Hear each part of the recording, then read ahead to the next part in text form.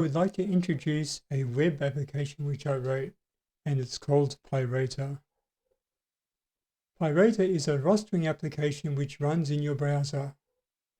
This rostering app is a little different, I think. What it does is allocate shifts to staff based on a set of rules. These rules are entirely user configurable to suit your business. For example, these rules might be to comply with legislation, be part of best practice for your industry, or to ensure union rules for the staff is maintained. In this video, I wanted to go over the general way in which a roster is generated. This is in the hopes of giving an overview of how the screens and, more importantly, the concepts within the app Pyrota are related. It should be noted that this is a high-level overview. I have omitted details to keep this broad and easily understood, and is not meant as a complex discussion about the finer details of how this application works. Okay, so if we look at this flowchart I wrote here, we have a roster here, and a roster is made up of a roster definition. A roster definition is made up of multiple shift definitions.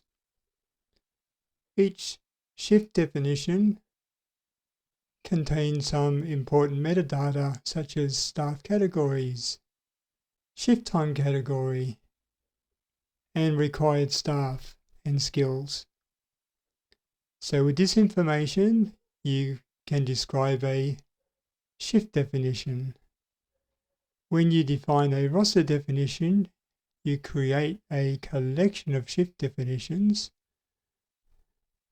and bundle it with the desired location and desired section that you want that roster to apply to. So at this stage, everything is a definition or a template. There actually is no roster or shifts at this time. So this is just to make it easier for quickly generating rosters for future dates. So to actually create a roster, you actually create it from a roster definition, and you also apply a set of allocation rules, which is completely customizable, and you can pick and choose your own. So each roster can have a different set of rules, and you can create your own as well. So once you've done that, you then generate the roster. So a few important things happen once you generate the roster. It then reads all the staff from the system. It generates all the shifts that the roster is describing. So these shifts are loosely based on shift definitions.